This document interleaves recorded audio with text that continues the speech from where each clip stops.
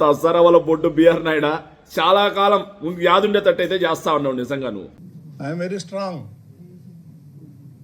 తగ్గేదే లేదు. ఏమి ఏమి ఏం వీడియోలు పెడతాడండి ఆయన?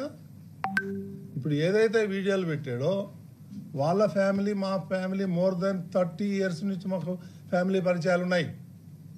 వాళ్ళ ఇంటికి మేము పోతాం, మా ఇంటికి వాళ్ళు వస్తారు. అంత మాత్రాన తప్పేంటి అని చెప్పి మళ్ళీ అడుగుతా ఉన్నావా? ధార్మిక క్షేత్రానికి చైర్మన్గా ఉన్నప్పుడు ఇలాంటి తప్పుడు పనులు రంకు పనులు చేసి తప్పేంటి అని చెప్పి అడుగుతా ఉన్నావంటే మీకు వెంకటేశ్వర స్వామి మీద ప్రేమ, అభిమానం, భక్తి, భయం ఉన్నాయా? వైఎస్ఆర్సీపీ అధికారంలో ఉన్నప్పుడు ఒక తప్పుడు ఎస్యూపీసీ చైర్మన్గా ఉండి ఒక తప్పు చేశాడని తెలిసిన వెంటనే గంటల్లో తీసి బయటపడేసింది వైఎస్ఆర్ కాంగ్రెస్ పార్టీ. అప్పుడు అతను మళ్ళీ మీ పార్టీలోనే కూర్చొని భజన చేస్తా ఉన్నాడు. కానీ నువ్వు మాత్రం ఏం చేస్తూ ఉండవు? సో తిరుమల తిరుపతి వెంకటేశ్వర స్వామి యొక్క ఏదైతే వైకుంఠ ద్వార దర్శనాల్లో తొక్కిసలాట జరిగితే మీ పార్టీకి చెందిన వాళ్ళే నిన్ను సోషల్ మీడియాలో ఏకిపడేశారు. మీనాక్షి చౌదరిని ఫాలో అయ్యే దాంట్లో తిరుమల తిరుపతి వెంకటేశ్వర స్వామి యొక్క టీటీడీని ఫాలో అయ్యి తప్పేదని జరిగేది కానీ వెంటనే అన్ఫాలో చేస్తావు.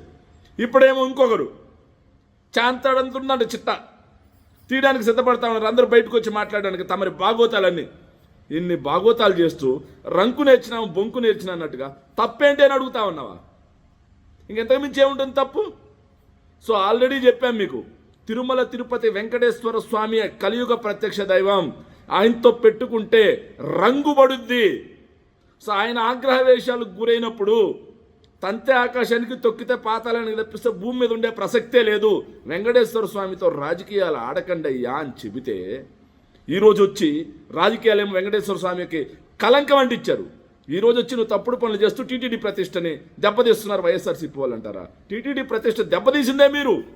లేని జంతు కొవ్వు, లేని పంది కొవ్వు, లేని ఫిష్ ఆయిల్, లేని గొడ్డు మాంసం తీసుకొచ్చి వెంకటేశ్వర స్వామి యొక్క లడ్డుకి కలంకం అంటించింది మీరు.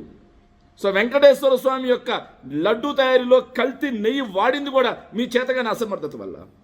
ఇలా తిరుమల ప్రతిష్టని మీరు దెబ్బతీస్తూ మా గురించి మాట్లాడతారా?